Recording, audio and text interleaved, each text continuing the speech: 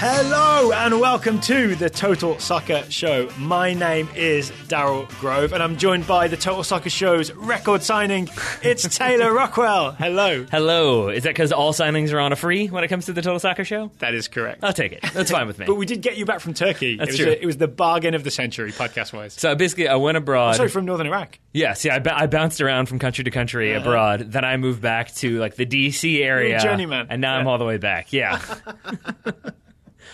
So you are our record signing.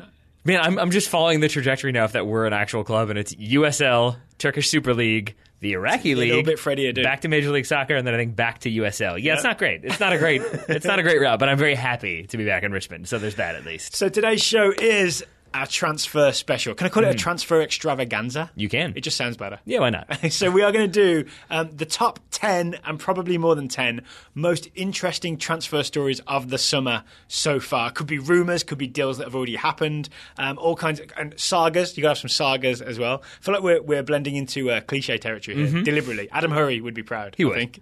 So we're just going to go back and forth. We've each made a list, and we've made sure to not have the same thing, right? I haven't seen your list, but I've made sure to just say, hey, have you got this? And you say yes, and I say, okay, I won't have that. There we go. So we'll see what we each end up There might be a little bit of overlap, but I'm sure we'll be fine. Okay, so you want to get just straight to it? I'm sure the people want to hear about the transfers. Indeed. I will start off with the Guardiola-ing. The Guardiola revolution, I would say, has begun. Yes, yes. Well, the shining, maybe. Yeah. He has the extra sense. The that tells shinning. We don't want to get sued. Yeah. But shinning is good because it's soccer, like shin guards. Oh, that's better. There we go. Yeah. So I would say the Guardiola revolution very much underway in Manchester City. So last year it seemed like he was kind of intent on getting everybody to play the way he wanted them to play. He was like, Zabaleta can probably do this. Yeah. or like Kolarov can be a center back and Sanya can also be a center back and this guy can be a defensive midfielder who used to be a forward. And that didn't seem like it went the way he would have liked. Obviously, City at one point were struggling to even stay in the Champions League spots. Obviously, they ended up doing that. Yeah. And it seems like now he has decided, okay, I know who can do what. And that means he has gotten rid of a decent number of names. Examples would be Pablo Zabaleta. The aforementioned. Is he gone? Like he's just been released? Yeah, he's signed for West Ham. He's a West Ham player now. All right. Gael Clichy, Jesus Navas, Willy Caballero, Bakary Sanya, Enes Unal, all gone. I'll say this. Enes Unal's interesting. TSS Scouting Network, young Turkish striker that probably should not have joined Man City in hindsight. Those are some very good players that maybe didn't work for Guardiola, but are great pickups for someone else. If you're a West Ham fan, that's great. Pablo Zabaleta is a great pickup. Yeah, and Navas will be a great pickup. And West Ham have had a clear out of their own. I don't really have much else to say about West Ham other than that they seem to be selling players for lots of money and then getting rid of other players and not really bringing in that many. So maybe they're doing their own little bit of revolution. Okay. Man City, for their part, have brought in Bernardo Silva from Monaco. Yes. Very, very good. They brought kind of the guy that not everybody was like all excited about because it was Mbappe. But when you watch a game, Silva really key to everything, right? He's an engine. He is an engine. They've brought in Ederson, the goalkeeper, to compete with Claudio Bravo. Benfica goalkeeper? Yes, and I believe he will probably be the starting goalkeeper if I were to bet. Former Benfica goalkeeper. Yeah, well said. Oh, where's Joe Hart then? So now Joe Hart he'll be coming back, but he obviously won't be playing. And now Claudio Bravo will be second choice, I assume, to Ederson. I mean, maybe they'll do that sort of rotation system where they'll have one start in the Champions League and cup games, one start in the league. But I don't know who it will be. My guess would be that one or both of Claudio Bravo and Joe Hart will be with a different club at the end of the transfer window. Yeah, that makes sense to me. And then the other one that we talked about off air is it seems like Dani Alves is going to be joining Guardiola at Man City as well. We're pretty sure, aren't we? So he and Juventus, go ahead. They had the mutual termination of the contract. I still don't fully understand how that worked out. It seemed like some sort of gentleman's agreement, right? Yeah. That he had, as I understand it, he had more than a year still to run. As in, there wasn't just the 1 year that he was there. I think he had a 2-year contract. So there's another year to run, and he said, I want out. And they sort of seemed to like say, well, you did well for us this year. Let's just shake on it and we'll let you go. It seemed to be. Or maybe they charged him some sort of penalty. That could also be. Maybe they reduced the salary. Maybe top secret penalty. Maybe they'll end up getting some money. But it does still seem weird that like Dani Alves, like, if he did want to leave, you do think that Man City could probably afford to throw out a few pounds. Yeah, if you were Juve, wouldn't you have been like, hey, how about you just send us £5 million, right? And we'll get into it a little bit later because I've got Juventus on my list. Oh, really? They seem like a club that just kind of likes to get stuff done. And so maybe it was, we don't really want this like prolonged saga of this guy's unhappy, but maybe he's going to stay, but he wants to leave, and so we did that last summer. Yeah, let's just get it done. Yeah, exactly. So it is interesting because I definitely do not think that Man City are done spending money. Oh, really? I think you're going to have. Yeah, I think there's definitely going to be some new players brought in, some new faces. Is anyone specific they're linked with? No, I mean, I think they're linked. Rumour it up, Rockwell. Rumour it up. I mean, no, I think they're just linked with.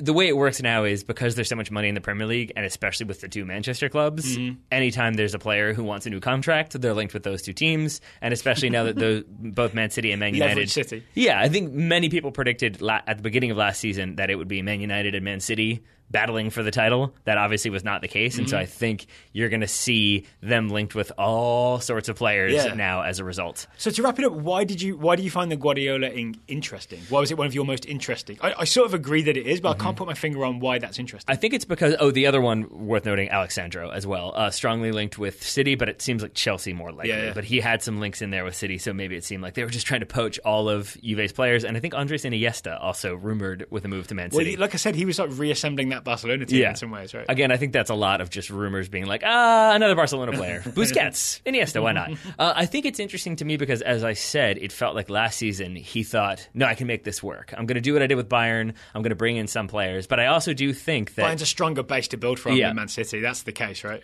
And I think he had given Man City, when he announced that he was going to be leaving and signing with Man City, I think he probably gave them some targets, and I think they brought them in. Leroy Sané would be the one that most readily comes to mind. And it seems like maybe he thought, I can blend these into a team that's going to be really, really good.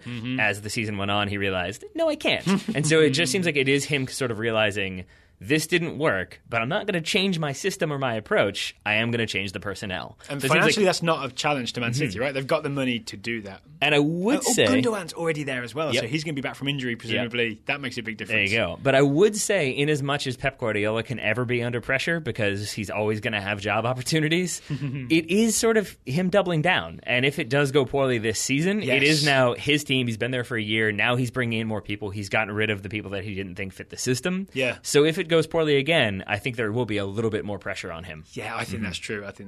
All right, can we go with my most interesting story so far? I'll allow it. My first interesting story on my list is the Gianluigi Donnarumma saga. Ooh, boy. Because this came as a surprise, right? So if you're not familiar, Gianluigi Donnarumma is an 18-year-old goalkeeper who has been playing for Milan's first team since he was 16. Yep. That's incredible to start with. And I want to boast here for a second, because I believe we had him in the scouting network before he even made his first team debut for AC Milan. Yeah, we had him in there when he signed for AC Milan, or maybe started to get in that first team squad in training. That we were like, oh, this kid, he's got to be in there. So we've been aware of Donnarumma for a while. So recently, Donnarumma told Milan, I'm not signing a new contract. It expires in June 2018, next season. Not signing it. And there seems to be interest from Real Madrid and other big... Even Juventus said... Someone at Juventus said, we reserve the right to sort of sniff around. Yes. But I think... if I could jump in for 1 second, I would say that Juventus obviously have Buffon. I believe they've also just made Szczesny a final offer. I think he is going to Juventus as well. Yeah. So it seems like they're maybe not so much in the market for a goalkeeper. I think if they could get Donnarumma, then Szczesny would just be some type of stopgap. Yeah, that's a decent shout. But my guess is that Madrid maybe did send a fax to Man United this time around, and that got ripped up promptly, and they said no, and it was made very strongly clear that David De Gea would not be leaving. Do you think they just put the shredder under the fax machine, and they just anything that comes from Madrid, they just get the shredder over there and let it feed straight in? I certainly think that might have been the case. They took a photo of it and sent it to Florentino Perez as an email attachment, which is how things should be done. That makes more sense. Or they send it. I hope they sent the shredded pieces back to him in an envelope. That would work too. So my guess is that once that move very much fell through, you look at the kind of big-name goalkeepers out there. I know Thibaut Courtois has maybe stalled a little bit on signing a new deal. Are we talking about Real Madrid goalkeepers here? Yeah, but I think if you're looking around, they're saying that they're confident with Keylor Navas. I know the team backed him, the players backed him. I think Zinedine Zidane did. But it's still Florentino Perez, and I think he's probably thinking, I want this young teenage goalkeeper to be here for 15 years. But here's the weird thing, right? So Donnarumma, last summer, there were rumours linking him with Chelsea, right? And Donnarumma said, I went back and read the quotes from a story. They were translated, they were the Corriere dello Sport, so in Italian, obviously. He said, I'm a Rossinieri fan. I'm a Milan fan. I want to wear the captain's armband one day, maybe, and I could easily spend my whole career here. So Milan fans were sort of correctly expecting that this young teenage goalkeeper, the club had taken a chance on, right? I mean, not all clubs would put in a 16-year-old goalkeeper, give him his chance. they feel betrayed that he has just now said, not signing a new deal, probably going somewhere else. Yeah, I mean, and that's why you saw the stories. I didn't actually see it happen. I saw the stories of Italy fans at the U21 Euros, I believe it was, throwing money at him. American dollars, weirdly. Yeah. It goes everywhere, like Ron Swanson believes. Spend that money everywhere. It's the best currency in the world. I think the fans were definitely upset, and I actually have a point about AC Milan, which is that their new owners are showing their intent. We can talk about that in a second, but I do think the best way I can explain this is, as I mentioned before, I like to play the game Total War, the Total War franchise. And I feel like anytime I start... That's how the Total Soccer Show got its name, right? Yes, exactly. It's not really. Every time I start to get Wikipedia. Confident in what I'm talking about, or like confident in my plan, and I'm like, okay, this is it, my alliance is here, that alliance is broken, and they attack me. And it's like, no, like you've totally destroyed my entire plan. And I think that's kind of what happened here. That they were sort of like, we've got this teenage goalkeeper, he's set, right? He's set, we're he's good for world 20 famous. Years. He's a Literally, they could have him for 20 years in goal. Yeah. We're settled there, it's fine. And he's also like, he is already, I would say, in the top 10 in terms of like most famous goalkeepers in the world. I'm not going to say best goalkeepers. Partly because of his age, that makes him exceptional, because the story is exceptional. And so I think you look at the signings they've made, and it's kind of strengthening that spine with the idea that, okay, and we've got this kid, and suddenly they don't, and it's kind of thrown the plan into chaos a little bit. Yeah, well, should we talk about this now then? Because I think this is part of the story, is that, Milan were making signings. The list I've got is Musacchio, Ricardo Rodriguez, the overlapping fullback that we're all excited about, Andre Silva, a striker I didn't know a lot about, but apparently he's highly rated, and Frank Kessié, who's in the Total Soccer Show scouting network. So is that pretty much, was that your point, that they are making moves, they're strengthening, it's Milan with the new owners, suddenly about to be big-time Milan again? Yeah. And to me, that's the reason why this move by Donnarumma it's kind of teenage idiotic. This is like those dumb things you do when you're a teenager, like throw a house party and think you'll get away with it. I think that's what Donnarumma's doing here. Because where else is he going to go that's going to guarantee him starting spot? Like if he goes to Real Madrid, so much pressure, a couple of mistakes, this whole thing could like go off the rails. Yeah, but we talked about this, I think, on the show yesterday, which is that for some reason, I think whenever Mbappe, we were talking about Mbappe. Yeah, I think whenever Real Madrid comes up, it's such an alluring destination that I think the player thinks, I'll be the one to break that trend. Yeah. I'll be the one who never has problems. I'm the new Raul, even though lots of people didn't want Raul there anymore. So I think that's kind of what happens. And I think I can understand why, if you're a goalkeeper who's been there, you kind of maybe aren't so sure about the way Milan is going. Maybe you don't love the new owners. You're ready to compete at the top level. You're tired of being like 6th and 7th and 8th in the table. Yeah. So suddenly Real Madrid maybe kind of back their eyes at you, and you think, Keylor Navas is good, but I can maybe get some games here and slowly cement my spot. Okay, here's what this is. This is a teenager not realizing how good they've got it. That is a teenager complaining that they're not allowed to have 3 televisions in their bedroom and they're only allowed to have 2 iPads, right? Yeah. He doesn't know what a comfortable situation he's in, where he's at one of the historically gigantic teams in world soccer who were on a downswing as he came of age, sort of, and was good enough, and they were at a low point enough to take a chance on this teenage keeper, right? And that allowed him to establish himself as the first choice keeper, and now they're rich again and they're able to spend more money. Like his timing at Milan could not be better, and maybe he's kind of taking that for granted and thinking wherever he goes, he can just walk in and start and be the star. Yes, because what we've established in modern football is that anytime a club is bought by a Far East conglomerate, nothing ever goes wrong. It always works out. See, Milan did need some money to spend, though, right? The Berlusconi era was at an end. They needed a fresh start. It seems like that's what happened with the new ownership group. Yeah, and I think for a while the model was sell a player to buy 3 players, and they're never going to be quite as good. So you're getting rid of Zlatan and Thiago Silva and Kaká. There was a steady downward. Yeah, it took like 3 or 4 years for them to go from one of the genuinely good teams to just like, whoa, what's going on here? Let's put a 16-year-old in goal. See what happens. But I do think, and this is the only thing that I'll say as an excuse for Donnarumma, is that this might be an example of where us being older factors into the way we see this equation. Because I know that he says he's been an AC Milan fan his whole life, but as you told me, he's from Napoli, right? Yeah. So that's probably true, but it's still not like he grew up in the city, he was steeped in the culture, he's been there forever. So there's a chance that he might... can support a team from afar. Yeah, absolutely. But my point is that there's still a chance that he might not really remember that well that those Milan teams that were the best in Europe that dominated. And it's not like he remembers, maybe he doesn't even remember, I'm going to say... the Van Basten era? Yeah, thank you. Or he definitely doesn't remember Frank Rijkaard and those types of people. So I just feel like there's a chance that maybe for him, AC Milan are a team who... Does he know who Paolo Maldini is? Yes, I'm going to say so. Thinks he's a professional tennis player. I feel like they might have overlapped at least for one game. But I'm just saying I could see it as like, yeah, I know they used to be good, but now they're always 8th, and we're kind of in the Europa League, and then there are these other teams that aren't there. Yeah. And it might just be that we still see AC Milan as the biggest, like one of the biggest clubs on the planet, and they may well be this season or next season or however many years after. I'd say soonish if they start spending some cash. If they keep spending the cash, and keep spending it wisely, I would say. And I get to like them a little more now that Berlusconi is not in charge.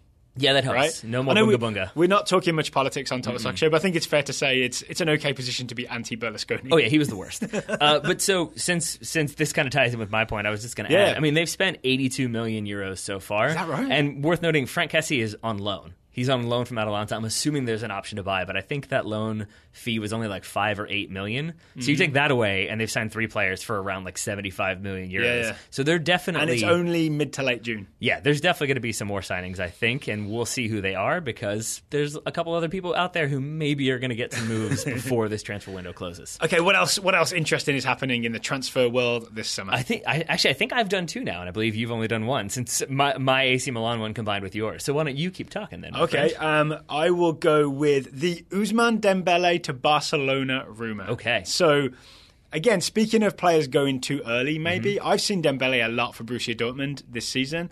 I'm not sure he's ready to go to Barcelona and command a starting spot in that attack away from Neymar, Suarez or Messi, right? So I don't necessarily think it's a good move for him. He doesn't even regularly definitely start for Borussia Dortmund, right?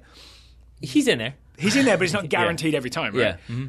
But I could see me being excited about this because, as Ben pointed out to us on Twitter, that means a big hole for Christian Pulisic to power through. Right? It's a gap in the team that Pulisic could fill. Yes. So I'm kind of this is the first time I've been in favour of a transfer rumour that I don't think is a good idea for a very talented player, but works out for Christian Pulisic. So I'm thumbs up. Yeah. Okay. I agree with you completely there. The other thing I would add is that, and Barcelona fans. Don't get me wrong here. Brazil fans, don't get me wrong here. Because I know he's not the same player as Neymar.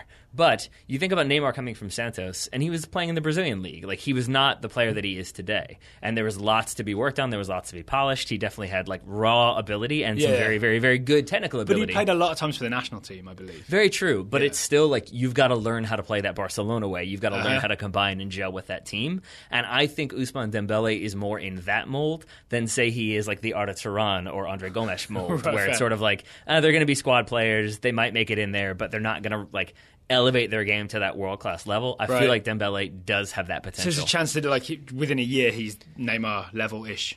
Well, so that's a big thing to put in. But what I'm trying to say is I get what you're saying. I think Neymar is the 3rd best player in the world, basically. So I'm not going to go that far. But yeah, I think he could be in there like, oh my goodness, this strike force is insane. So I guess that's another reason this transfer is interesting is just to see, because I feel like I keep preaching now this thing of don't go to Barcelona, don't go to Real Madrid. I'm saying that to Mbappe and to Donnarumma. Yeah. I would also quite enjoy seeing someone prove me wrong. Yeah. Like to go there and then dislodge sort of a world famous, like to dislodge the type of player that is on the cover of the FIFA video game. So you can go there and do that based purely on merit and form. Yeah. Then that would be, it would restore some it would restore the soul of soccer a little bit for me. Yeah. As much as tens of millions of euros transfer can. Yeah, I'm with you on that one. And Dortmund's new coach is Peter Bosz, is that correct? Yes. The former Ajax manager. Yes. Is that correct? All right, cool. I'm right there. I do also have to believe maybe there's an element that he is sort of like, okay, I'm fine with that move if it actually happens. Again, we're talking about this as though it's definitely going to. I have no idea if it will. It seems unlikely. It's just a rumour, right? There's Fabian Johnson to Barcelona was rumoured in 2014. That seems also unlikely. Yeah. Oh, I mean, from 3 years ago. That seemed unlikely then. But there were those times when Dembele, it just seemed he was a teenager still. It was shooting when he shouldn't try to and shooting on a free kick from 40 yards out and really backing himself. Yeah. And I felt like and that was with Thomas Tuchel, who kind of had established himself and had the authority on that team, or so we thought.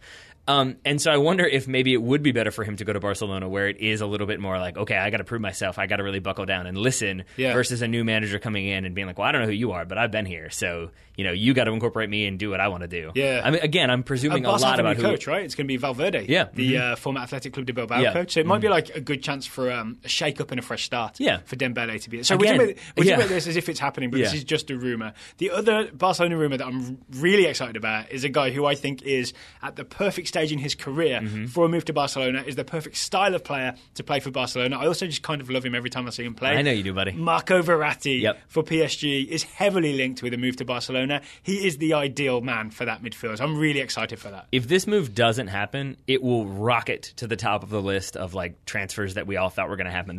He might even displace Peter Odemwingie. That's the famous one, right? Where he like drove to the new club. I forget, was it West Brom to somewhere else, I think. I can't remember what it was. But it was basically trying to force that move through. Everything I've seen from Verratti is, yes, I'm excited to go to Barcelona. Yes, I want to go to Barcelona. Yes, I'm done at PSG. He's told PSG I'm not coming back. He's apparently ended his vacation early. He's finally leaving Ibiza.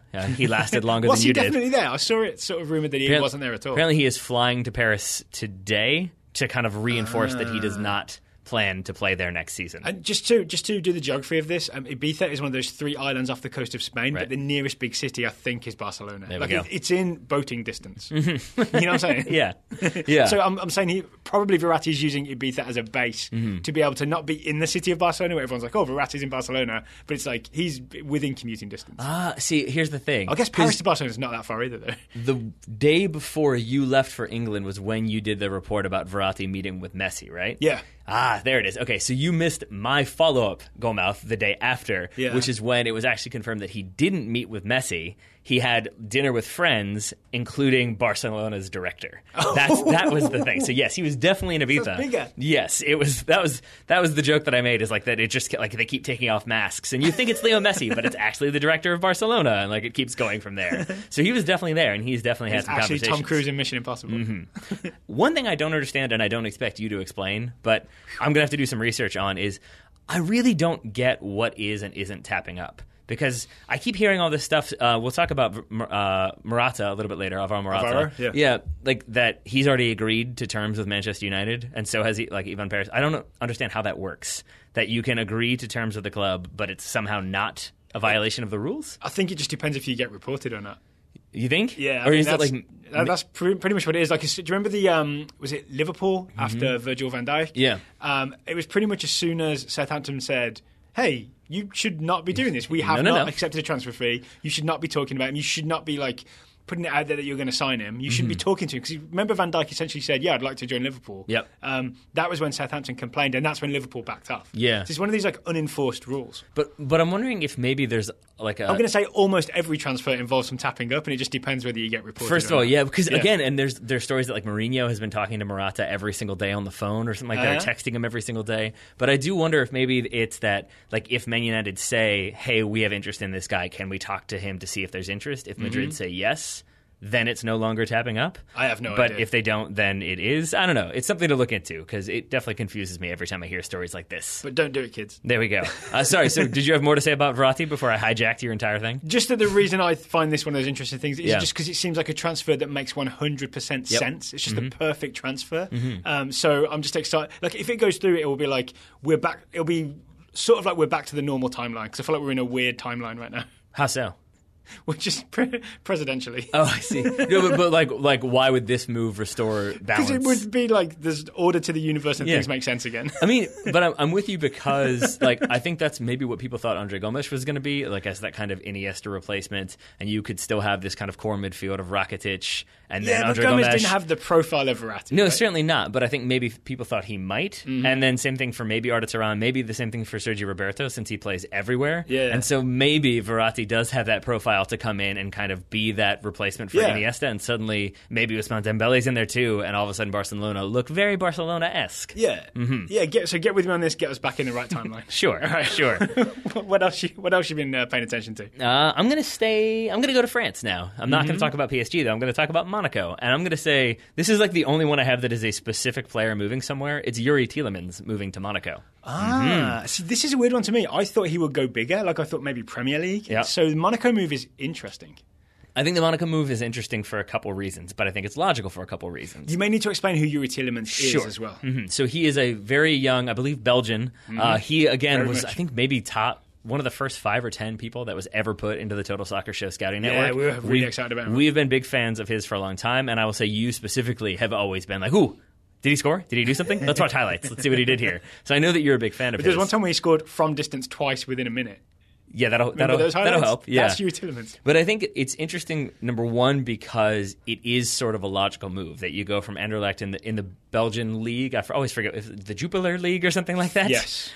Jupiler Pro League. I think Jupiler is the sponsor. There we go. Yeah. But like we've seen this way too many times, that a guy is really good in this one league, then moves to, I don't know, Man City or Real Madrid or whatever, and it like you're going to sit on the bench for a little bit of time, or you're going to have to... Renato Sanchez, yeah. Yeah, exactly, right? Where like you make that jump too big. And I think Monaco is the logical step. They're the reigning French champions. They're a very exciting team, but it's not as though you're moving to this place where you're just going to be lost in the shuffle. Yep. It seems like they have done a very good job of establishing that blueprint of buy young players, develop them into our system. If they stay, they stay. If they don't, we'll sell them on for lots of money. Also, they're losing people this summer, so there's a perfect place for Tielemans to come in and drop in and replace. Yeah. But so they've lost, as of now, they've only lost two players. They've lost Bernardo Silva, like we talked about. The summer is young, my friend. I know. And they've lost Nabil Darar, and he went to Fenerbahce, I believe. I think you're absolutely right. I think we're going to see probably Fabinho make a move to either Manchester United or Manchester City. I think we may... Mendy, Bakayoko, Bakayoko. Yep. So there's lots of players that could leave, but that's why I think the Tielemans move makes all the more sense, because he'll come in, I think he'll be able to fight for a spot right away, maybe even establish himself as a starter, and they bought him for 25 million euros, which by today's standard is like beneath what you might expect them to have paid for a really young up-and-coming player. And I feel like this is a guy who is going to go to Monaco for 25 million, play there for 2 years, and be sold to a Premier League club for around 60 or 70 million. I was going to say 60 or 70, yeah, absolutely. So it's a good investment by Monaco, if nothing else. So that's why I think it's smart business. People of Monaco, if nothing else, they're probably good investors. Yeah, but we'll see. But the thing is... You've seen those yachts. But lest you forget, like, remember when they were trying to make this splash... when they first got bought by the Russian billionaire that currently still owns them, that they were buying James Rodriguez for ridiculous amounts of money, Gian Moutinho as well. Gian Moutinho's still there, but they were bringing in these players for lots and lots of money, and they've kind of changed that model, and now they buy young, sell 2 years later, still young, but for lots and lots of money. Yeah. So I think Yuri Tielemans, very much fits that mold. All right. One more from me before we do an ad break. I've been enjoying, one of the most interesting things, I think, is watching, and it's still early days, but watching Jurgen Klopp build a Jurgen Klopp team at Liverpool. Yep. The thing I was really interested in is watching him sign Mohamed Salah from Roma, which I believe has now gone through, right? They were doing the medical last time I looked. I think you said you saw... I believe they've tweeted it, which means it's official. Okay, so it's official that Mohamed Salah has gone from Roma to Liverpool. And his trajectory on its own is interesting. Maybe we'll talk about that in a second. Yep. The other signing they've made is Dom Solanke from Chelsea.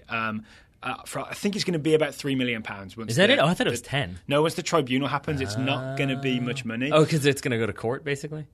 Not court, but like just a tribunal where they set the fee, because he's under the age that you can have a Bosman, like a free transfer, because you can't have it under 24. But when there's no fee agreed, then there's like a panel that sets how much one team has to pay the other. But it won't. Maybe it will be 10 million, but it won't be much, right, for a player as highly rated as Dom Solanke. Which is insane to say about £10 million, but really, again, where it's like, ooh, you got him for 35? That's a decent bit of business. Yeah, exactly. The market is inflated.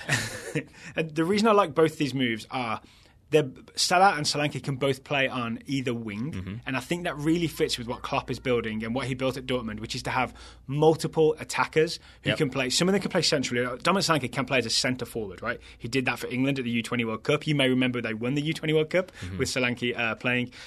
He can also play either wing, and then Mohamed Salah can play either wing as well. So suddenly you've got this sort of deep roster of attacking talent, so that like when Sadio Mane, when he went missing, remember Liverpool really struggled for a bit last season. Suddenly you're going to have all these players in the ranks that are going to make Liverpool kind of, I would say, unstoppable in terms of being able to put out a team of high-level talent that can all play the Klopp way.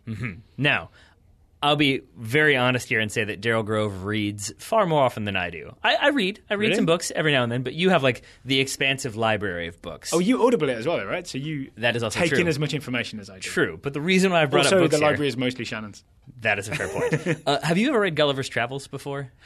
Yes, a long time ago for college. But isn't there a part where he gets like there's like little tiny people and he like is just kind of amused by them, and then they slowly take him down and he gets tied down. I feel like that's what Liverpool are going to be. They don't have They don't have the giant players that are going to knock people around and be physical, but they've just got lots of really fast, fluid, interchanging players that you're like, what is happening? It's this weird swarm of attack. Yeah, and you think it's like, okay, so Sadio Mane, Salah, Lallana, Firmino, Coutinho, they just keep building up and up and up and up. Yeah, so that will be Liverpool. Because I found myself being like conventional pundit brain, where I was like, but you've got to have a central striker. Like, you've got to have that big forward who can stand there and be the target. And they're like, oh, wait, no. That's not what they do at all. Yeah, you don't really need to do that. You can have like Firmino do that, but really he like changes it up at the last second or adjusts his runs, and then somebody else fills in that space, and it's really more of that like Jurgen Klopp style. So I think your point is very valid. And I think the next thing to watch is, does he sign a left back? Because Alberto Moreno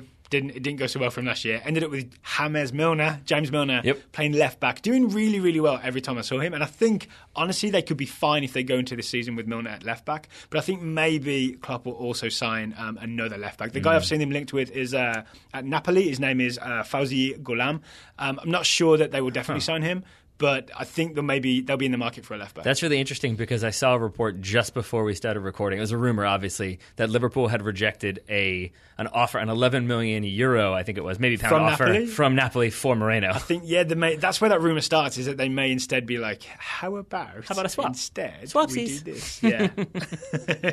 Man, all right. So, final thing on this, I've been really impressed with Jurgen Klopp, not just raiding the fridge that he knows. Yep. He hasn't just gone back to Borussia Dortmund and picked out players from there. Yep. He hasn't just gone back to like other Bundesliga players he was going to sign, which is kind of what the Leroy Sané signing for Guardiola at Man City looked like. He was like, if I'd stayed at Bayern end of the year, I'd probably sign Leroy Sané, right? Like, you think of so Klopp's gone and got Mohamed Salah from Roma, an Egyptian player, right? So not a player that he had any link with in the Bundesliga or anything like that. Nope. So I'm just really impressed by managers who do that, who don't just go back to to what's familiar. He goes to what's best to build the team the way he wants it to play, wherever that player may be. Yeah, I mean, and there are situations where that works, where like going back to Pep Guardiola when he brings Thiago Alcantara with him to Bayern Munich, that is a good move overall. Oh yeah, so it's not a blanket rule, but there's definitely a danger of managers doing that too much. I'd say Rafa Benitez did that too much at Liverpool. I think Brendan Rodgers did the same thing when he first moved to Liverpool, and like you do kind of like, oh, the system worked here, so it will definitely work here, forgetting that you have all new players who don't want to play that system. Right. It can be a little bit problematic. And maybe you didn't need to sign Joe Allen. Also that would be the specific one I'm referring to, yeah.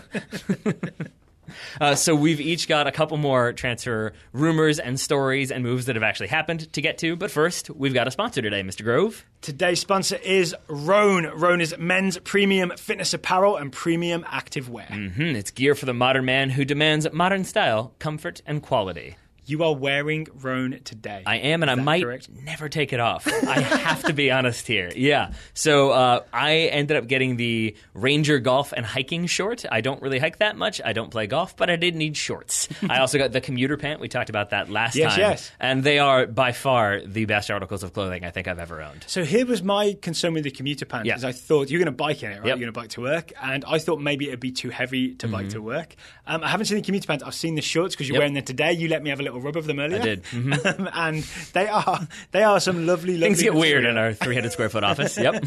Well, because I haven't, so I've still got to buy mine, right? Because peek behind the curtain, Rhone let us buy some product to test it out, which Taylor is doing right now as we speak. He sure is. And I'm just saying that for like a hot summer like we've got coming in, especially here in Richmond and probably all around the US, a nice lightweight short that looks good.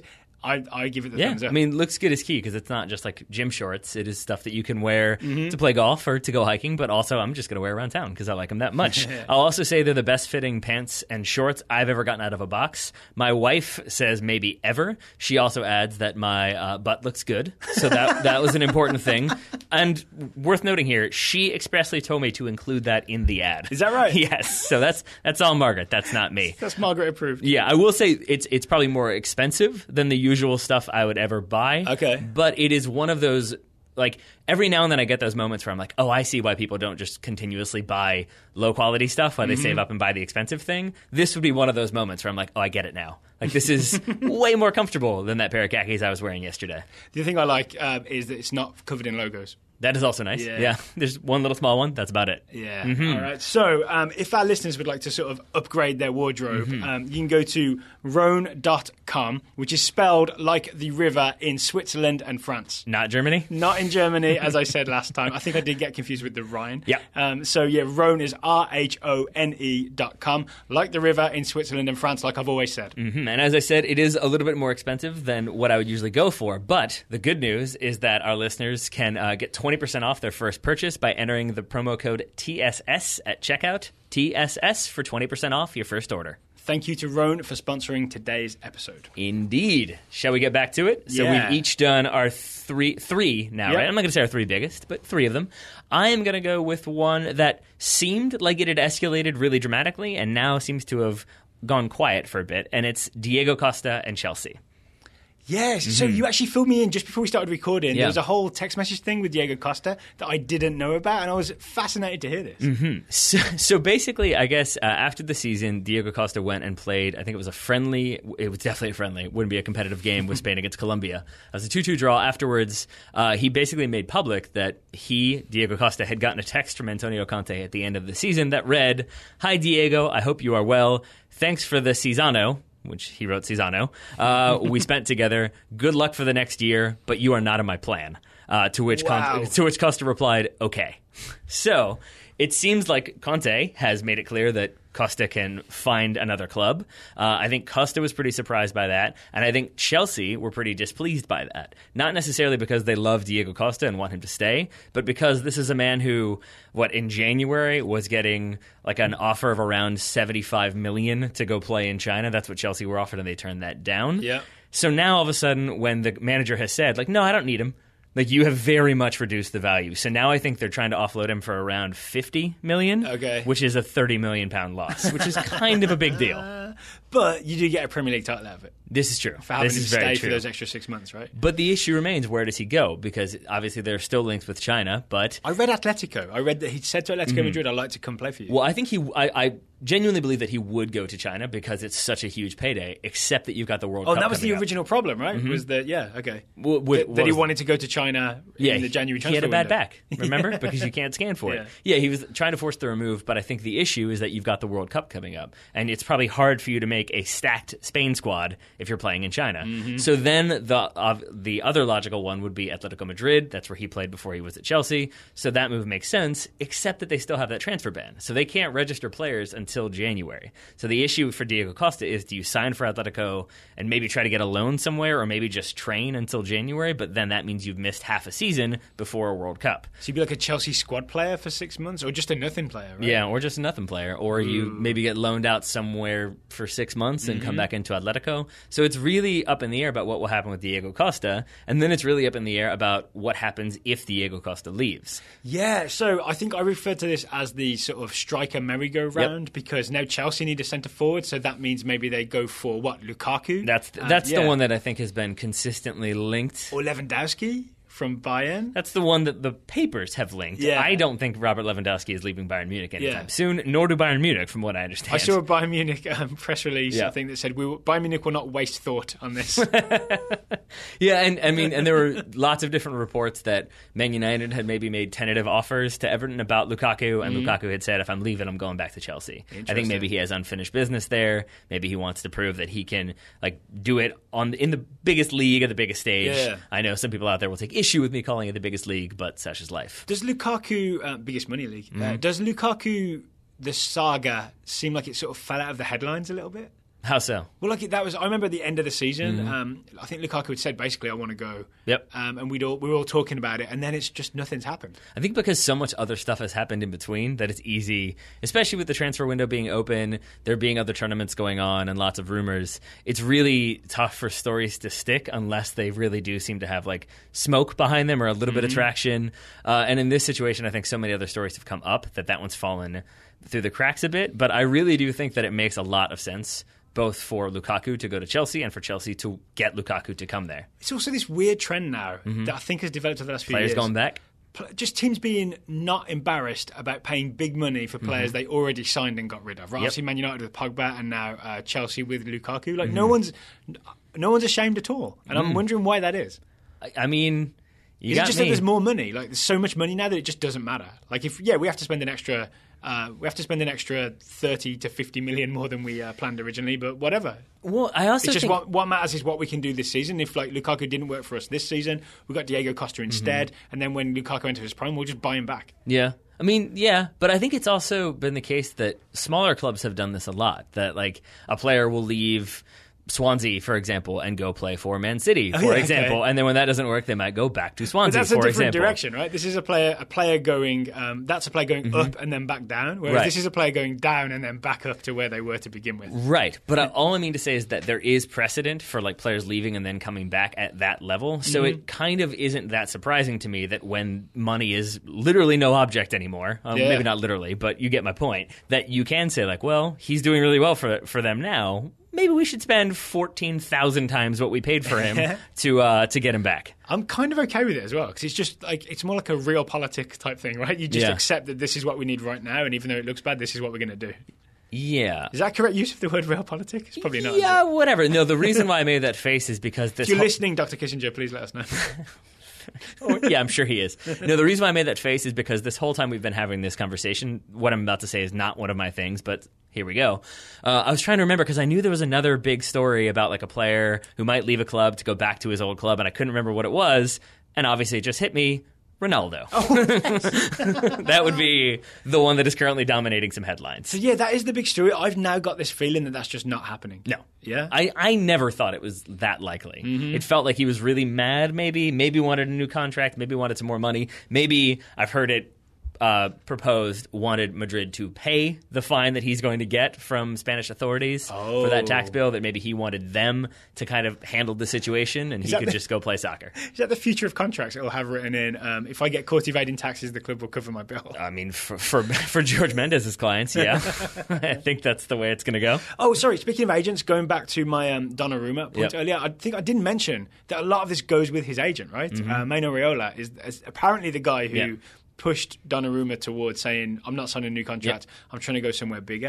And it is like I think it's another summer of agents coming under the spotlight and not in a good light, right? First, it's like a lot of Mendes clients being done for tax evasion, and now it's Raiola basically causing trouble for an 18-year-old for reasons that I can only assume would be to make Raiola a lot of money.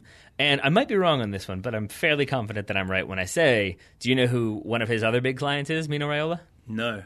Zlatan Ibrahimovic. Oh, so, yeah, definitely is, right? Yeah, keep that in mind when you think about those the stories you talked about yesterday with the Welcome to Los Angeles. Because is it Raiola that lied when Zlatan had his knee surgery? He lied and said that, the surgeon said these are the most incredible ligaments we've ever seen, and after he retires, we'll ask him to come back so we can look at them for medical science. Yeah, and then the surgeons were like, no, we can say that. I mean, he's quite healthy for a 34, 35-year-old, but they're not magic. Yeah, so I mean, I think he's good about creating interest and making stuff happen. But yeah, I think to your earlier point, yes, it seems like agents are increasingly coming under the spotlight, especially when clients of said agent, Mendes looking in your direction, keep getting indicted for tax evasion or being found guilty of tax evasion. But it's now agents not just like extorting clubs to get more money for their clients. It seems like agents persuading their players to make bad moves. I mean, I guess, okay, this is in terms of tax strategy. This is my defense of tax strategy. evasion. Yeah, I mean, I get you it. meant to defend tax evasion? No, I get the idea that if you are... Look, I'm double-checking our taxes this year before we file. No, my point is that, look, I like to think that if I were a millionaire many times over, that I would think, I need to pay my share. Yeah. But I've also had that thought that, like, I imagine that would be really difficult if I was making $4 million and suddenly it was like, no, you make $2 million now. That I would be like, no, but like that's my money. And I can understand that. I like to think that wouldn't appeal to me. And so I can understand a situation in which if you're an 18-year-old who suddenly is making $5 million a year and you get your check, and there's all those jokes in like TV shows about like, what is FICA? Who's FICA? Why are they taking my money? Like, I can imagine an agent saying, well, actually, I've got a way for you to like put it here, and it will only take 5% instead of the 40% you owe, and being like, oh, well, that's a great, wonderful thing. But I get that when it's your first time, but not when you're Ronaldo, right? He was already wealthy by the time he signed for Real Madrid. Yeah. But I imagine in those instances, again, I'm not defending it, but I'm saying I can imagine if you are an athlete who maybe doesn't have a great intricate knowledge of tax law, you would defer to the person who does True. all of your finances and your negotiating. Actually, there's a good example of this. I genuinely can't remember the player's name, but Harry Redknapp signed a player, I think when he was at a lower division team like Bournemouth or so, who previously had played sort of for cash in hand, right? So when he told the player, this is how much you'll make per week if you sign with me professionally, when the player got his first paycheck, and there were deductions taken out of it, he thought that Harry Redknapp had lied to him about what his wage was, because he said, look, there's all this money gone missing. Yeah, so again, like, I do think I think it's a Kevin Spacey quote of, like, if you're lucky enough to do well, then it's your obligation to send the elevator back down. So I can see that, but I can also understand why millionaires... We're veering into a tax policy discussion. I think we might be a little bit. But all I'm saying is I can understand how that situation might arise. I don't necessarily think it was this, like, devious, behind closed doors, like, hey, here's how we're going to get around paying taxes. I can just see it being like, yep, you got this. And then when suddenly they don't got this to the tune of millions of dollars and a federal charge from Spanish authorities, you might think, I hate my agent and I hate the club who didn't help me defend against this. Okay, so maybe that's a defense of George Mendes, but Mino Raiola and Donnarumma, I don't see a defense of that. I think that's almost like derailing a young player's career, potentially, for, like, just for the opportunity for you to take a big cut of a massive transfer fee. I mean, but it's not like he has prior with that. Oh, wait, he took, like, a ridiculous percentage of that Paul Pogba transfer fee. That's been investigated, isn't it? Yeah. Right. On one end, I guess Man United got cleared of that somehow, but Juventus did not. Or it got cleared, or, like, had to pay a $200,000 fine or something. Nothing too significant when you're comparing it to the 80 million plus pounds that transfer went. Should we lay off agents for a bit because we got more transfers to talk about? And they really are the ones making all of this happen. Sure. So what you got? Is it me up next? I think so. Well, let's talk about one that's already happened. We were already talking about Everton, right? Possibly losing Romelu Lukaku. They have signed Jordan Pickford, young English goalkeeper from relegated Sunderland, for, I believe in the end, £25 million. This isn't so much a transfer that I find interesting as just a transfer that I love. It's an all is right with the world again transfer, and it's also gives me some hope for the future of the English national team transfer. I do love that transfer went through so early in the window that the immediate reaction to that was like, that's a lot of money to pay for, like, a young goalkeeper. And then it's just this weird thing where I feel like just people, especially the English press, just want to be annoyed. Because it's like... I hear so much criticism about, like, young English players don't get a chance, and people don't look at young English players, they look abroad for goalkeepers. And in this situation, Everton, I think, did good business based on the modern scale when everyone is suddenly worth £30 million to get him for right around that amount, and to get a keeper who's going to be there for a while in a position that they desperately needed to fill. Yep, I agree 100%. So to me, it's a perfect move for Pickford, right? He's had a couple of seasons in the Premier League. He looked, as Sunderland got beat, he looked great last year. It gave him, essentially, Sunderland's season gave him a great highlight reel. Sunderland's defending gave Pickford a great highlight reel. Lots of opportunities to make saves. Right, Sunderland down. He's definitely not going down to play in the division below. Right. Everton were kind of in need of a goalkeeper, right? After Tim Howard left, went back to MLS. Robles played for a season. He'd been the backup for a long time. He wasn't terrible, but Pickford is definitely an upgrade. And it's also, for Pickford, it's not going to Arsenal, Chelsea, Man United. He's only 23, right? So then if you go there, like, the first mistake you make, suddenly that's on the back page of the newspaper, and you, like, get some terrible nickname for making mistakes when you've only made one. You know what I'm saying? So Everton seems to me the perfect spot. Big team, but not a team where the spotlight is sort of burns you because it's a magnifying glass with the sun coming through it. Yeah, and the thing with Robles is, again, I'm a Man United fan, so that tends to be my frame of reference because those are the ones that come most readily. It reminds me of the situation when Van der Sar retired, and it was sort of like, maybe it'll be this guy or maybe it'll be this guy, and then it eventually was De Gea. But it was never going to be that guy who was there as Van der Sar's understudy, and Robles feels the same. Pickford feels like he is the logical player to come in and become that starter. Okay, Jordan Pickford, future England World Cup winning goalkeeper. All right. We all agree. Yeah, why not? I'm going to turn my attentions to, you've already mentioned Barcelona, we've already mentioned Atletico Madrid, so I'm going to talk about Real Madrid. All right. And they're not usually that active in the transfer market, no, so I'm not not at sure all. What's going on with them. Well, this is the thing, and this is why I have them here. I have Real Madrid continuing their new policy ? Because we've talked about them being linked with Donnarumma. Obviously, they are heavily linked with Kylian Mbappe, much to the chagrin of PSG, who are apparently willing to offer all the money to get him to come play there. 140 million euros plus someone Hatem Ben Arfa. Yes. Yeah. So, again, 30 million, 25 million for Pickford, that's fine. But in this situation, it's fascinating to me because one thing that we've heard a lot about with Madrid under Zidane is that he's been okay with not having that Galacticos policy, which is strange since he was like one of the Galacticos. Yeah. But instead it's been about maybe bringing in some academy players, some youngsters, and seeing what they're capable of. And that's worked very well in the form of Asensio and Casemiro. It seems like from what I've read, they're planning to do the same thing this season with Jesus Vallejo. Wait, Casemiro didn't come through the academy, did he? I believe he did. Really? I think so. I think he, or at the very least, he was like a lesser known player that they brought up because he's Brazilian. So I take your point that he probably like came through at an advanced age, but still probably like 17 or 18. All right, but your general point is it doesn't have to be all Galacticos all the time. It's just whatever player fits correctly. That's what works for Zidane. Yes, and as far as I understand the Casemiro narrative, like Perez was like, we need a new defensive midfielder. We got to get on this, and Zidane sort of was like, no, I think he can get the job done, and thus far has to the tune of 2 Champions League titles and a La Liga title. Does Zidane say, come back to me after Champions League final and we'll see what we think? Yeah, so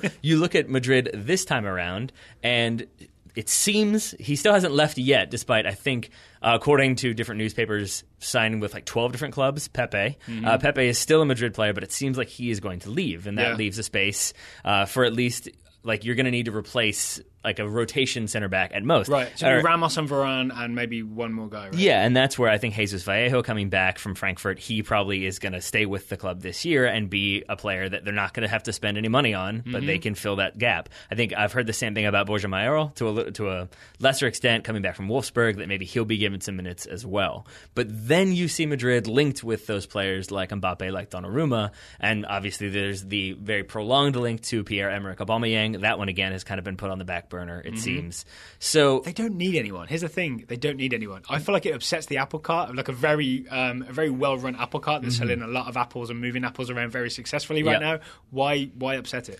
I think the only reason I would say is because if they were planning to lose Alvaro Morata and they were kind of okay with that, and then suddenly Cristiano Ronaldo wants to go as well, maybe there is an element of like, okay, we do need to bring in another striker to compete or kind of reinforce or even just become the new starter. So maybe that's part of it. But I mean, yeah, I think it doesn't really make sense to just continuously bring in players and have, you know, really, really good players on a high wage sitting on the bench. And then you just create a headache for Zidane, right? Because then that player you sign for big money, like there's pressure to play him all of a sudden. Yeah. So I think they're better off not doing anything, to be honest. Yeah, so that's why they're interesting to me, is because they haven't done that much. They've kept Keylor Navas. That's another one where they haven't gone out and spent, 60, 70, 80 million pounds to get David De Gea. I just have a great plan. If I'm Zinedine Zidane, what I would do is I would find some youngster that we'd stolen from someone else's academy illegally, and I would sort of anonymously report it and make sure Real Madrid keep getting transfer ban is in place, and you just stick with the team you've got, and Perez can't touch you.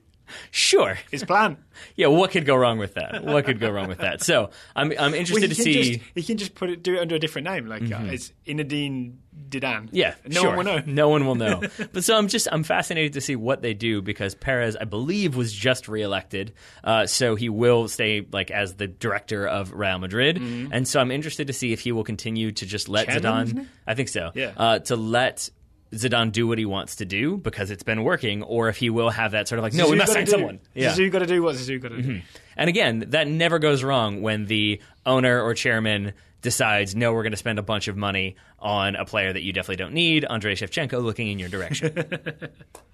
So your thing is that it's interesting that Real Madrid don't need to sign anyone, but they're linked with people. Yeah. And maybe that's because they're Real Madrid, and maybe that's because they are actually trying to pursue some people. Yeah, or it may just be that newspapers are like, well, we presume Real Madrid will want to buy this player. Yeah. Also a possibility. Okay, one thing that I've been interested in is the lack of interest in Riyad Mahrez at Leicester City. It's weird. If this was a year ago, it seems like there were teams just ready to beat down the door and pay a fortune to get Riyad Mahrez Player of the Year, I believe. Get Riyad Mahrez on your team, like get him at Arsenal, get him at Chelsea, get him at Liverpool, and get him at Man United. He was linked with all of those at some point. He decided, let's give this Leicester City thing another year. Let's go play in the Champions League. We'll be fine with that and go to Conte. It'll be all right. And then he's had like a really so-so season. There have been moments, right? But his numbers are completely different. I looked at his numbers, 17 goals, 10 assists the season before last.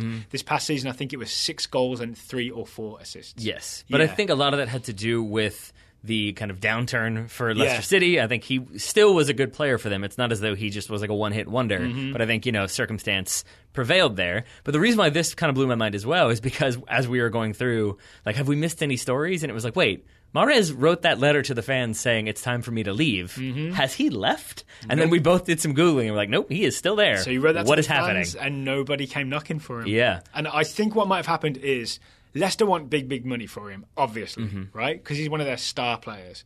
But because of the season he's had and because Leicester City had this like non-impressive season, apart from some Champions League moments, none of the big teams anymore, your Bayern Munich, Barcelona, whatever, they're not interested anymore. But yet the price is still set at a price that's for those teams. Yes, right? And I think the price is probably also still set for a player. It's like the Conte Costa situation where if the player has said publicly, to the extent of publishing a letter, I'm leaving, then I think clubs are going to be like, yeah, remember when we bid $40 million last year? We'll bid 30 this time around because he wants to leave, and that kind of makes it harder to negotiate.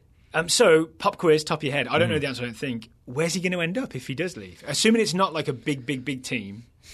Where does he go that's bigger than Leicester? Because weirdly, Newcastle's a bigger team than Leicester in terms of size of the stadium, size of the fan base, all that sort of stuff.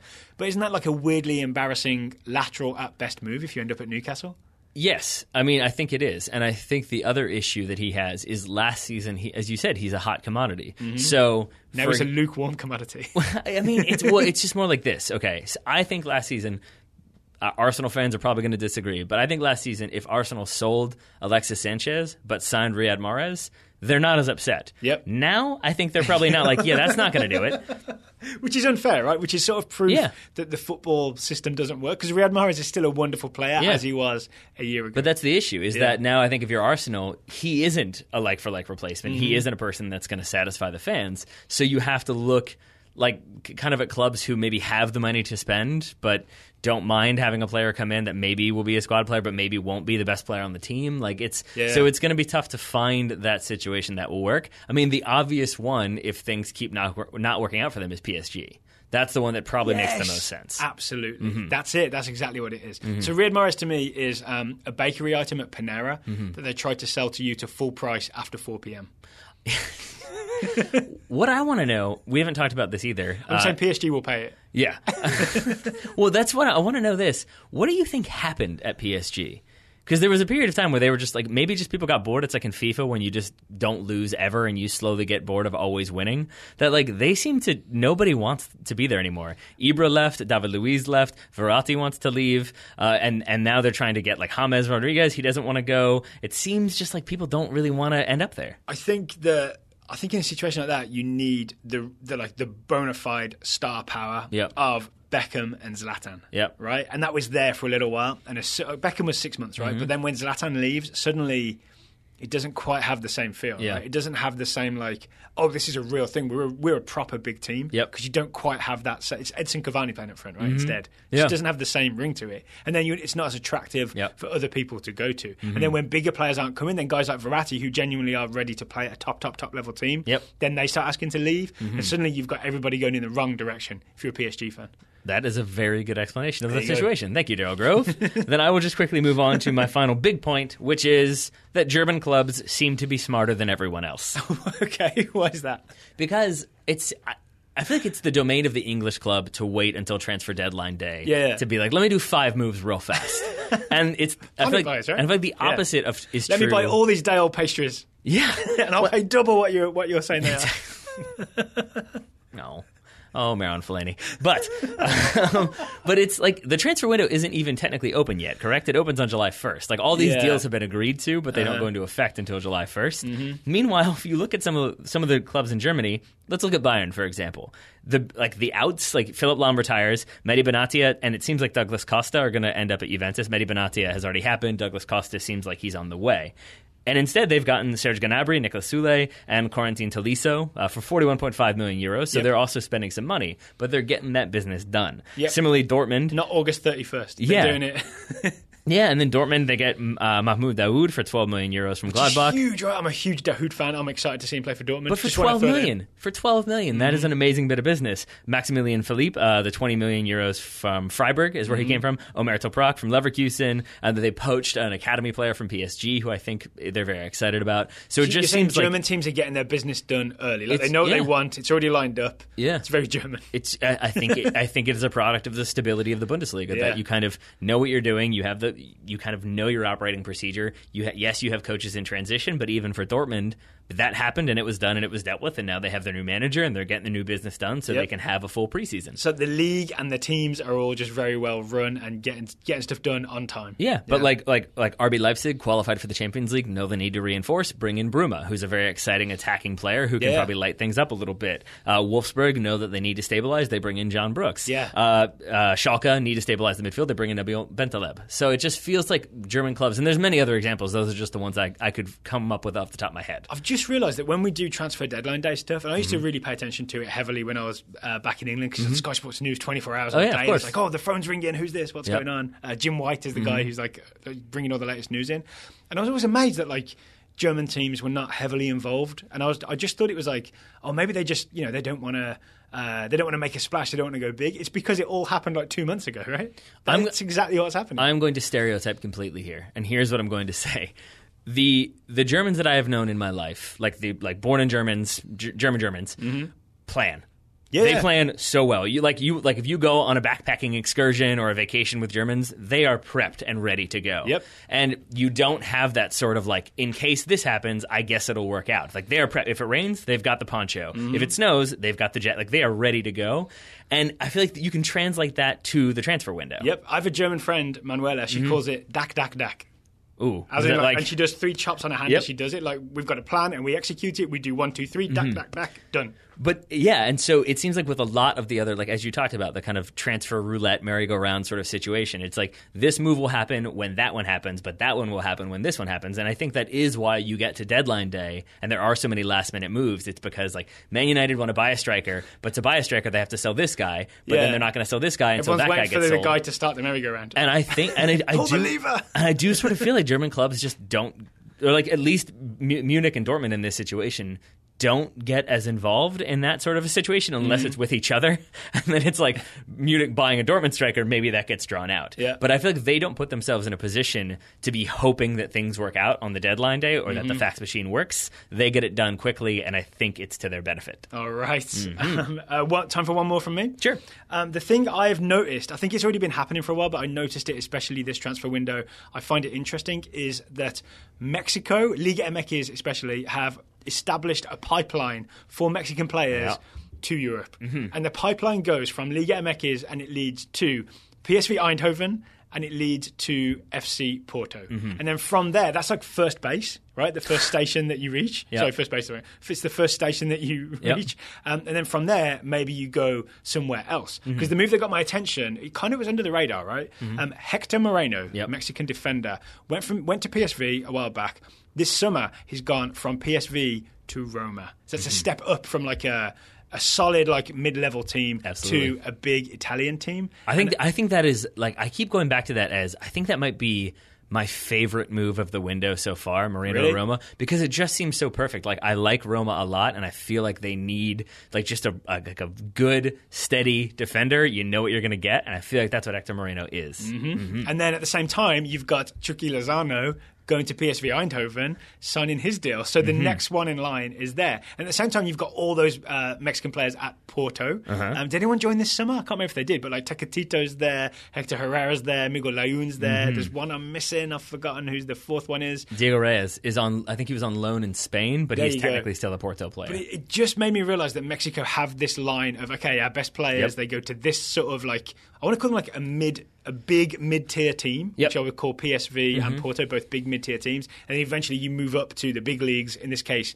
Serie A and Roma. And it made me jealous that the US does not have that. Yeah, you're right. And I think what started this is that we had the conversation about like are Mexican players making better moves in Europe than American players? And my initial point was like, well, no, but like there's the story coming out that it seems like Danny Williams is going to sign for Huddersfield. That means he's going to be in the Premier League. And in my mind, Premier League is a better league than the Eredivisie, like top to bottom. And so that's a stronger move. But the reality is PSV are going to be playing in the Champions League and can compete in the Champions League. And you're going to get Champions League minutes. You're probably going to be competing for the title as opposed to struggling to stay up. It's just a great launchpad, right? PSV then, if you do have ambitions to go and play for a bigger team, like say Bayern Munich or whatever, it's a great launchpad to be on. Absolutely.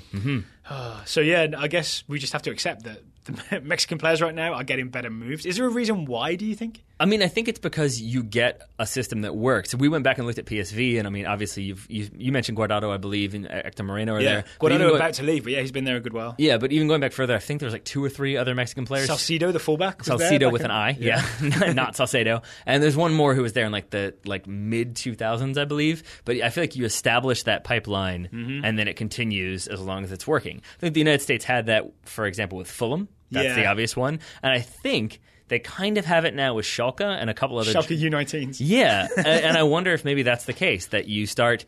maybe the U.S. has it, we just haven't seen the fruits of it yet. And that 5 years from now, when there's 3 Americans in the Schalke 11, or 1 and then 2 who started there but moved to other Bundesliga clubs, and you kind of see Schalke as a launch pad, maybe that's the step. So we do have the pipeline, it's just like a junior pipeline. Sure. It's a thinner pipeline that runs... Pipeline junior. Love it. Does anyone have an idea how these things happen?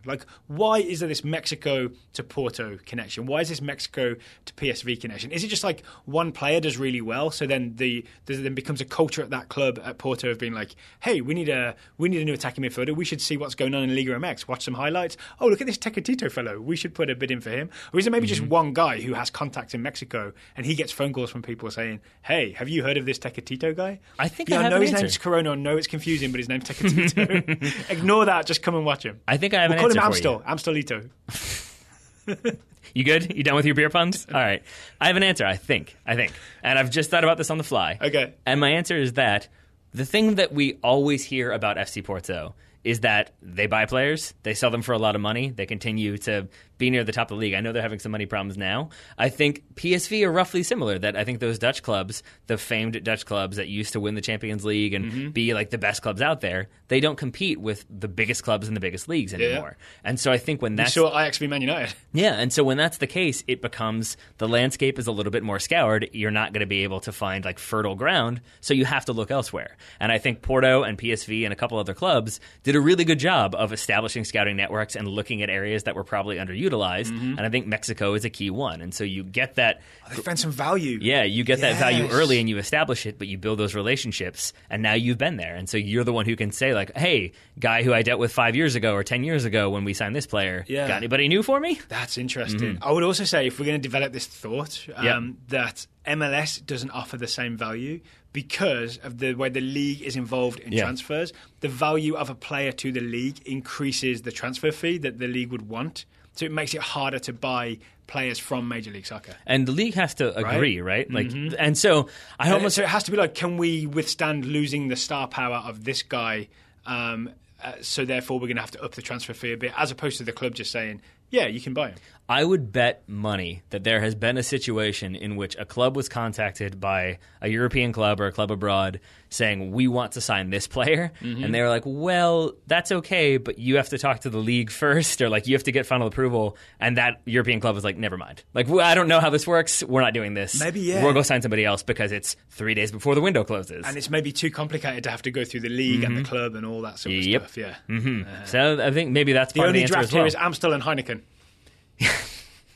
To be a minute. But no, I think maybe to bring it back to your initial point, that maybe answers that question as to why you don't have that American pipeline yet, but why you might have it, and why you have it with youngsters who are choosing to not sign homegrown player deals. Do you remember, so we talked about Schalke U19s, do you remember Haji Wright? Yeah, played for went Cosmos. to Cosmos in the NASL because he didn't want to sign with MLS. How? We've done this. I'm pretty sure we've solved this situation. Yeah. Wow. Good job, us. I'm pleased. If anyone has any contradictory or supplemental information about this whole thing, do you know why there's a pipeline from Liga MX to Porto or to PSV? We would genuinely love to know. If there's a guy who is the guy that set this up, we'd really love to know what the backstory is. It's Jose Pipeline.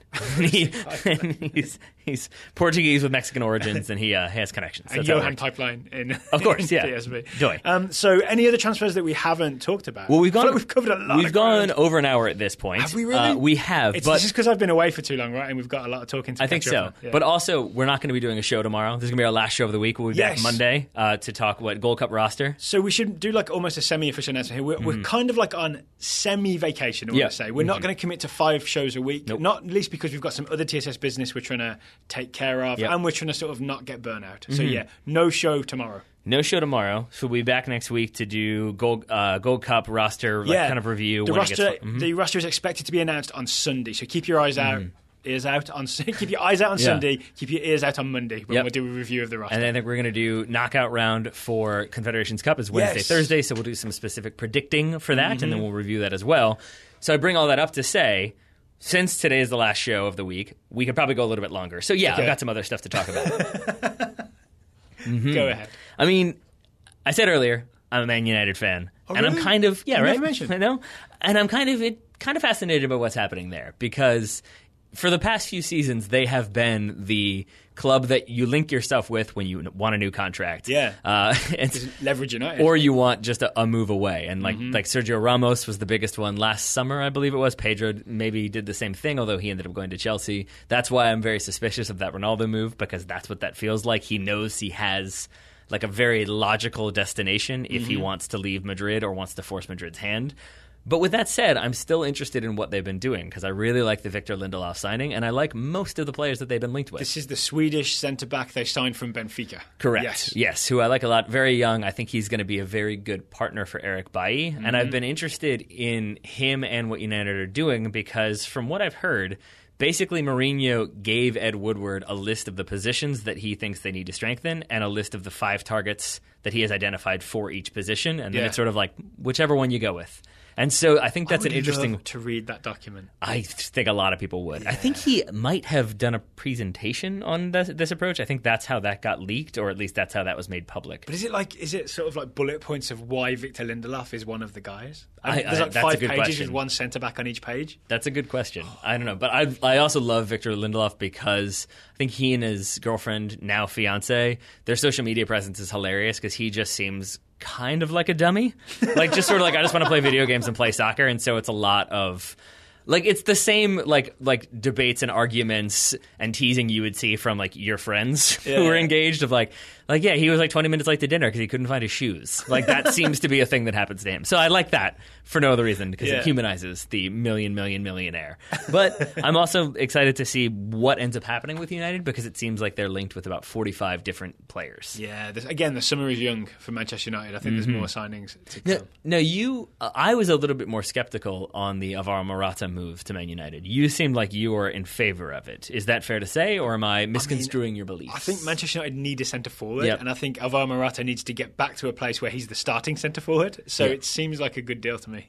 I guess maybe it's just that like he's a guy who it seemed like had established himself at Juventus, then Real Madrid exercised the buyback clause because, he's going to be the guy for us. And then he sits on the bench. And so there's still a part of me that's like 60 million pounds, I believe it is. I think it's 60 million pounds. It might be 60 million euros, but it's a lot. And maybe that's even what they offered. And Madrid want more. It just seems, it's not my money. And I really don't care how much players cost because, again, it's not my money. But it just seems like a lot of money for a guy that isn't like that top tier level of player. Then again, apparently that top tier level of player costs you 140 million euros. All right, one thing I want to talk about is Arsenal. Sure. We've talked about all the other big English teams, right? Hey, this is Daryl cutting in with a note after recording. I've just realised that we did not talk about Tottenham. Didn't talk about Tottenham Hotspur. That's mainly because there've been no major transfer rumours, right? There's maybe the Ross Barkley rumour. Ross Barkley from Everton to Spurs. I'm not sure what's going on with that. There's the rumour of Kyle Walker going to Bayern Munich, and there was the rumour that Manchester City were trying to bid £50 million for Kyle Walker, but it looks like that's not going through. And I would say the reason we managed to get through this entire show without talking about Tottenham Hotspur transfer rumours is that really the squad is pretty settled. I would say all they need really is for this team from this past season to all get a year older and have another go at the Premier League. Of course, that could all change even by the time you hear this, and there's still the whole summer to go and maybe some Spurs transfer rumours in the future. But until then, back to the show. So Arsenal, I've got this feeling, and I don't know if this is correct, that they might end up with quite a satisfactory transfer window. Really? Yeah. So we talked briefly, I think I talked about on Goalmouth, about the left-back they signed. I need to look at my paper to pronounce his name. Siad Kolasinac. I'm sure that's it. Nailed it. Yeah. But he's the kind of muscular left-back / left wing-back they signed. And I like the idea of them signing a bigger, stronger player because that's sort of what Arsenal need, right? A bit of strength going in there. But they've also been linked with like Kylian Mbappe and Lacazette. So I've still got this feeling that maybe by the end of the summer they may have signed some big names. You really think they're going to sign Kylian Mbappe? I think they're going to try and sign Kylian Mbappe. I don't think it's impossible. I cannot disagree with you, Strum. And I think it was Robert Pires. I think that was him. I forget who it was. The other day, who I saw an interview. I saw like the quote where he was like, "I think Arsenal aren't far away. Like they're really close to being able to challenge for the title." Then he paused and was like, "I mean, obviously, if they add like Kylian Mbappe and I forget who else he listed, but he listed like 2 world-class players. He was like, I think that gives him a better shot." It's like, I'm glad you're paid millions of dollars for your punditry. So he hasn't been linked yet, but I like the idea of James going to Arsenal. That's the one that makes sense, I think. Yeah. And you floated that one, and I had not considered it. I think it does. Now, my question is, do you think that makes sense because you're anticipating Alexis Sanchez leaving, or do you think he's staying? If Ozil or Sanchez leave, I think it's the obvious choice is to get James Rodriguez in. I think they should get him anyway. Yeah, and I'm very curious to see the situation as it develops with Bayern Munich, because that does feel like that's the saga that's going to happen, is Bayern trying to bring in Alexis Sanchez. We talked about Douglas Costa. It seems like is going to be sold. We'll go to Juventus. I keep thinking he's played there already. That would obviously be Kingsley Coman. But then Bayern brought in Serge Gnabry, who is a very exciting attacking young winger who I believe also has some Arsenal connections. So that's got to be a little bit painful. Yeah, he was there, right? That's where it came from. So it would be kind of painful for Arsenal fans if Bayern sign Arsenal's former player and then also Alexis Sanchez. But I wonder if maybe Bayern have kind of learned or been told, look, Sanchez isn't leaving, so you should pursue other options, and that's why they brought in Gnabry as maybe a stopgap measure. I think that Gnabry deal was done long ago. I think there may even have been something in his contract that Munich had first go at him. Do you remember hearing the rumours way back? Like, it wasn't a big surprise when Gnabry went to Bayern Munich. I think it was. I think that might have been a buyout clause situation as well that triggered that one. But I also think, like, much as I've enjoyed the highlights I've seen of Serge Gnabry, I've enjoyed the scouting reports we've been getting. If they sign Alexis Sanchez, then Gnabry gets down the pecking order. Right? So do you feel like it is at the end of the summer going to be a situation in which Alexis Sanchez is no longer on Arsenal's books? I honestly don't know. I don't have a good read on the situation because you should keep hearing things backwards and forwards, right? I just can't see. Not that like Arsenal wouldn't be an attractive destination. In fact, I think Mbappe said if he did go to Arsenal, it would be because of Arsene Wenger and what he brings to the table.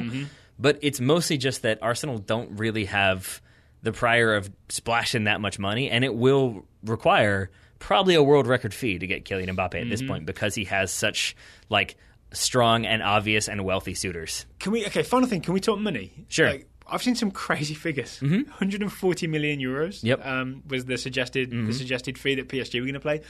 Plus Hatem Ben Arfa. And now it seems to me as well that the you said the figure like 30-40 million euros a couple of times. That's just become the standard fee that you have to pay for a half decent player, right? Yeah, like Douglas Costa, I love watching him play, but he's not like in this top tier of players that everybody's terrified of. Right? I remember the like super drawn out saga of Manchester United getting Dimitar Berbatov, and it was like a crazy thing that they spent £15 million. 31, but it was still but it was from a Premier League rival who didn't really want to sell him and are famously tough negotiators. It just kind of blew my mind that like that used to be this crazy amount of money, and now that's nothing. I can remember when Ruud Gullit was the most expensive player in the world for $6 million. I don't understand how it, and maybe this is absolutely the conversation that people have been having since like the early 1990s. But I just don't understand how it ever stops. Like I can't fathom of a day when it's going to be $1 billion for a player. So in my head, I don't know if this is true. In my head, it's all linked to how much money the clubs have, right? And the amount of money the clubs have is now determined by how much money TV companies are willing to pay. And TV companies are willing to pay as long as they can make money off the advertising. So there has to be some like chain effect of advertising goes down or TV deals go down. Suddenly the clubs have less money. So suddenly you can't afford to lay out ridiculous money. Otherwise the spiral just keeps going up. Right? There must be a breaking point of how... I mean, I know there's inflation, right? So numbers often go up like for everything, right? But there's got to be a breaking point where it's no longer worth spending more money to get a TV deal. Or there's a significant cautionary tale. That might be the other. That might be the other one when, if and when a major club just crashes and burns because they have massively overspent and become maybe the kind of warning sign for everybody else that we should all just kind of calm it down a little bit. But I don't think there's really a situation in which once you cross the threshold, it's tough to go back. And once 30 million becomes the new norm, it's tough for 15 to become the new norm again. So I think we might just kind of be there. It might keep going. So, thoughts experiment, if this did happen, right, it would be like, it would like top out and maybe plateau for 10 years, and then maybe it would start to dip after that. Maybe, but I think we'll see it maybe plateau a little bit and then go up a little bit, or maybe just continue to shoot up. But either way, I think those values will continue to rise. I'll tell you what, we'll keep doing the Total Soccer Show, and we'll check back in on this in 20 years. Sounds good to me. What could go wrong? All right, speaking of this weekend coming up, there is the final group stages of the Confederations Cup. We have got final group stage games. We have got our eyes on a potential Mexico-Chile rematch. That is what I want to see, because it does look like the teams going through are probably Mexico and Portugal from one group, and probably Chile and Germany from another group. We're not sure in what order they will finish, right? But I would love to see a Mexico-Chile rematch. Juan Carlos Osorio up against Chile one more time. I'm guessing Chileans would be happy to see that go the way it did previously, and maybe Mexico fans less so. But if you're a Mexico fan, wouldn't you like another go at that? Maybe. I mean, maybe you're still can't go as bad as last time. You get the chance to overturn it. You get the chance for Osorio to prove that he got it right. I mean, anything can happen. It could go just as bad. There's always a chance. Juan Carlos Osorio is a tinker, and he might over-tinker. I think I would love to see that as a final. I don't think it will. I feel like there's a chance we get that in the semifinal. Okay, but if that happens, I'm happy. Yeah, either way, I think it will be a very exciting game because, yes, Mexico will have something to prove, and Chile apparently just can't stop winning major tournaments. Well, they're just fun to watch as well. We just watched, kind of casually, so we're not going to do a full review of it. We watched Chile-Germany, the 1-1 draw. It looked a really entertaining game, especially for a Confederations Cup game. So if we assume Portugal, Mexico, Germany, Chile, any combination in the semi-finals is going to be exciting. Absolutely. So we will be back on Monday. We'll do the Gold Cup roster review, and we'll also maybe look ahead to the Confederations Cup semi-finals. And I think we'll start taking the tournament more seriously in the semi-finals. Is that fair? Yeah? Yep. I like it. All right. So anything else before we say goodbye? I think I have talked plenty. Same here. I'm getting a little hoarse. Taylor Rockwell, thank you for taking the time to talk to me today. Right back at you, buddy. Listeners, thank you for listening, and we'll talk to you again on Monday.